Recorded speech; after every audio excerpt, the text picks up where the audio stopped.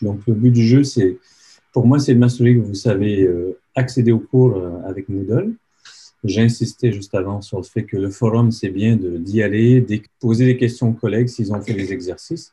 Moi, je ne vais pas répondre. D'habitude, je ne réponds pas tout de suite pour donner la réponse. J'attends de voir, je prends la température. Quand ça a l'air d'être bloquant pour tout le monde, ben, j'interviens. Sinon, c'est pas mal qu'il y en ait parmi vous qui puissiez répondre aux collègues.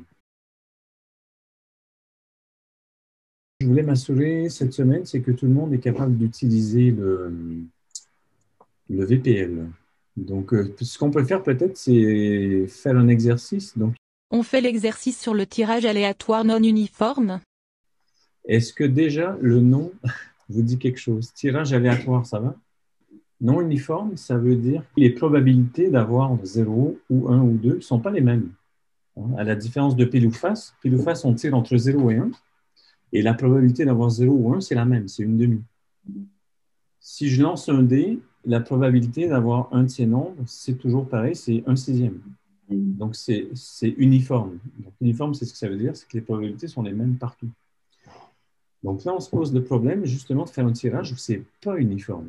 Ça va être utile pour nous après.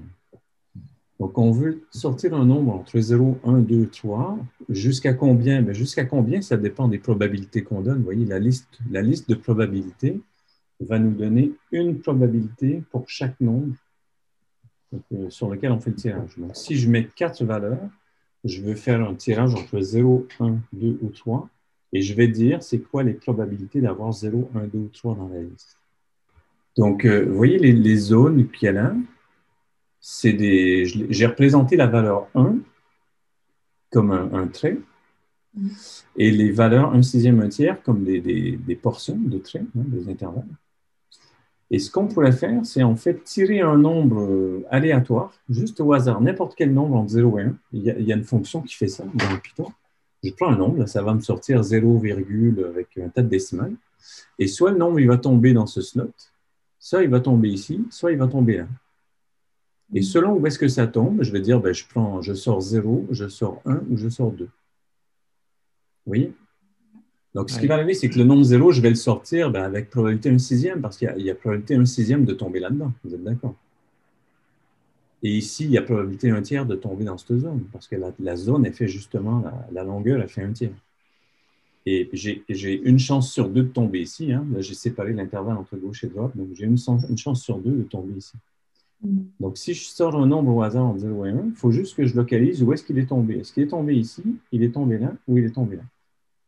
Ah, il faut que j'écrive une fonction qui, quand je vais lui demander, vas-y, fais-moi un lancer de dés, cette espèce de dé bizarre, fais-moi un lancer de dés, la fonction, elle va répondre 0, 1 ou 2.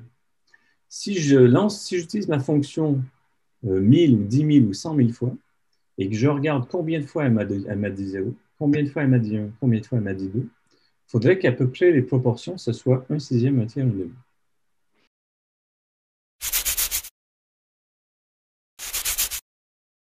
Soit le nombre est entre 0 et 1/6, je dis 0.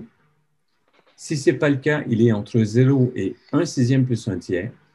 Est-ce que c'est plus petit qu'1/6 plus 1/3? Comme j'ai déjà répondu que ce n'est pas plus petit qu'1/6, ça veut dire qu'il est dans l'intervalle ici. Soit c'est vrai, je vais dire 1.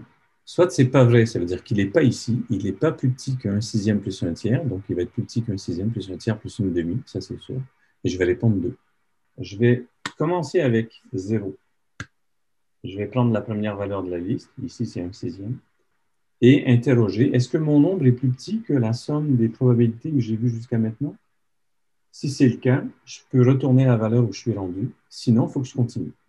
Donc, c'est Tant plutôt une que logique la de boucle. Oui. valeur n'est pas... Ouais. Tant que la valeur cumule. Là, je mets dans une somme, là, je mets la première proba. Je vais plutôt faire ça comme ça. Que je fasse ça bien. Je vais commencer à i égale 0. C'est que je mets la première dans une somme. S, c'est plutôt une somme. On peut l'appeler somme si vous voulez. Je vais faire la somme des probas, tout doucement. Et donc, je vais poser la question, mais dans une logique de boucle, hein, je vais demander, tant que la somme est plus petite, que le nombre aléatoire que j'ai tiré, je fais quoi? Ben, je vais additionner la prochaine proba. Je vais agrandir mon intervalle. Donc, je vais aller à la prochaine valeur de i. Puis, somme, je vais l'augmenter de la liste proba de i. J'additionne la prochaine. Et c'est sûr qu'on va sortir de là. C'est sûr qu'on va sortir de là parce que la somme des probas, ça fait 1. Et le nombre aléatoire qu'on a tiré est plus petit que 1. Donc, on est sûr que ça s'arrête, c'est le bout. Au pire, ça s'arrête une fois que j'ai additionné toutes les valeurs de la liste. Donc, avec le i le plus grand. La fonction qu'on vient d'écrire, elle est là. Et puis, le code qui teste la fonction, c'est celui-là. Donc, choix aléatoire dans ABC avec ces probabilités-là. On va faire 1000 tirages. Ah oui, les éléments, j'ai donné des noms à ce que je tirais. Bon. On va voir ce que ça donne. On va l'exécuter, ce truc-là. Je vais aller vous chercher une fenêtre. Hop, on va mettre un peu. Et on va aller dans le code. Et Python, qu'est-ce que j'ai comme l'environnement Python 3. Et si je fais Python, j'ai choisi, donc voilà, donc ça me met le petit message là, donc tirage aléatoire de ABC, j'ai A, je l'ai 0,16,9. Un sixième, c'est 0,16 avec un 6 qui se perpétue à l'infini. B, c'est un tiers, mais là, je l'ai 0,325, c'est quand même pas si loin d'un tiers. Et puis C, je l'ai 0,506, c'est quand même pas si loin d'une demi. Je suis plus proche des valeurs théoriques. Je ne sais pas si vous voyez par valeur théorique ce que je veux dire. Hein. Valeur théorique, c'est un sixième, un tiers, une demi. Ouais. Et je sais pas, intuitivement, on le sait, quoi, que juste avec pile ou face déjà, que plus on joue à pile ou face, plus on a pile une fois sur deux. C'est jamais exactement une fois sur deux. Ça va s'écarter un peu de la probabilité théorique, mais plus on joue, plus on est proche. Ça, c'est un principe, c'est la loi des grands nombres en probabilité. Donc, ça le fait.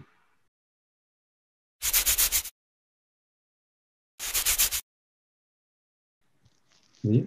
Je ne sais pas si vous êtes convaincu de ça, si vous avez vu comment je fais pour trouver dans quel intervalle, c'est bon. Donc, Johan, c'est ce que tu dis, tu n'es pas trop sûr de voir que le code, il fait bien ça.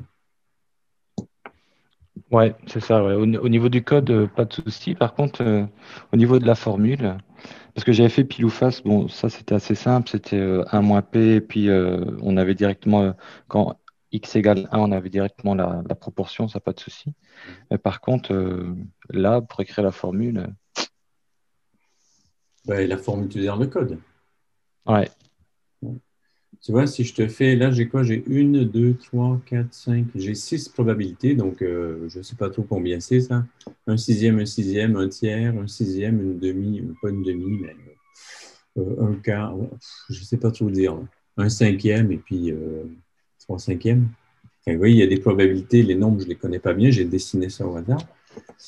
Mais on peut penser que j'ai la valeur 0, bon, je vais les écrire, tiens.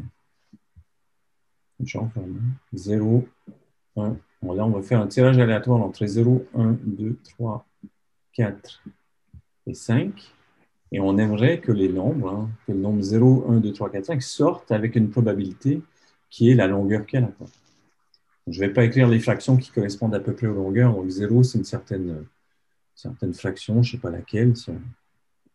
Ici, cet intervalle est un petit peu plus petit. Là, c'est bien 3 fois celui-là. 0 et 3, c'est peut-être la même proba. 4, c'est le plus grand, c'est à peu près un tiers. Et 5, c'est un cinquième. Je ne suis pas sûr de ce que je dis, mais vous voyez. Et donc là, si j'ai ces probabilités-là, je peux penser aux probabilités comme découpant l'intervalle 0,1 en morceaux. Et ce que j'ai fait, changer de couleur, il n'y a pas de mal. Là, ce que fait ce code, c'est qu'il dit, OK, est-ce que le nombre est tombé là-dedans? Si c'est le cas, eh ben, je sors parce que ça veut dire que la somme, elle n'est pas plus petite que x. Hein. Au début, la somme, c'est le premier élément. Si x est là-dedans, la somme qui est égale à la longueur qu'ici, elle n'est pas plus petite que x. La somme, c'est vraiment, ça correspond à ce point-là. Si x est dedans, x est plus petit. Donc, la condition de boucle n'est pas vraie. Je sors de la boucle et je retourne 0. J'ai déjà fini. Dès d'entrée, si le nombre que j'ai sorti, il est là-dedans, dès la première fois où j'essaye de rentrer dans la boucle, j'en sors. Et je retourne 0 parce que le nombre qu'on a tiré, il est dedans. Si ce n'est pas le cas, je refais un tour de boucle. Alors, si je refais un tour de boucle, je regarde cette fois la somme des deux. Et je pose la question, est-ce que la somme est plus petite que x? Si ce n'est pas le cas, ça veut dire que x est ici. Bien sûr, si ce n'est pas le cas, ça veut dire qu'il est quelque part dans ces deux-là. Mais comme j'ai déjà testé s'il était là, que la réponse c'est non, ça veut dire qu'il est ici. Donc, si la réponse c'est que la somme est plus petite que x, si la somme est plus grande que x, ça veut dire que x est là-dedans, la condition de boucle n'est pas vérifiée, je sors de la boucle et du coup ma réponse c'est 1. Si la condition de boucle est toujours vérifiée, c'est-à-dire que la somme est plus petite que x, ça veut dire que x est quelque part là-bas. On n'a pas encore réussi à l'atteindre. Donc, je vais faire quoi? Je vais maintenant regarder tout ça. Vous voyez, la longueur en 0, plus la longueur en 1, plus la longueur en 2. Et je recommence les mêmes raisonnements. Est-ce que la somme est plus petite que x? Je ne sais pas, on va prendre des probabilités 0.1, 0.2. On va les mettre 0.3, ce n'est pas très important. 0.4, ça fait 1. 1 plus 2 plus 3 plus 4, ça fait 10. On pourrait en mettre d'autres. 0.01. 0. Qu'est-ce que je vais mettre? 0, ça fait 3, 6, 8. Et là, il faut que j'ai 0,2. Donc, je peux faire ça comme ça. Il faut que je mette. Est-ce que j'ai sorti des lettres tout à l'heure? Ouais, je me suis fatigué à mettre des lettres, imbécile, mais 6 valeurs, hein? 1, 2, 3, 4, 5, 6. Donc, il y a une lettre pour chaque éventualité. Bon, là, il commence à y avoir pas mal de probabilités. On va faire des tirages. On va aller jusqu'à 100 000 parce que pour avoir quelque chose qui ressemble à 0,01, il faut quand même faire pas mal de tirages. Si je reprends mon code, paf. Vous voyez, je suis quand même pas si loin de 0,01 là, pour E. 0,009. Là, je suis très proche de 0,19. Ça marche, le truc. Quand je tire le nombre, je regarde combien de fois il tombe dans l'intervalle. Ça marche vraiment, que je capture les nombres avec une proportion qui est celle de leur longueur. En fait, une fois que vous avez cette fonction, vous pouvez implémenter celle-là. Parce que faire pile ou face, c'est c'est utiliser la fonction qu'on vient de décrire avec la liste une demi, une demi. Faire un lancer de dés, c'est utiliser la fonction qu'on vient d'écrire là avec la liste 1 sixième, 6 fois. Et là, choix aléatoire d'une forme parmi une liste, je vous donne une liste de n'importe quelle longueur. Donc, c'est une fois que vous connaissez le nombre d'éléments dans la liste, vous fabriquez celle où il y a la même probabilité partout. Donc, en fait, ça, c'est beaucoup plus général que les trois points.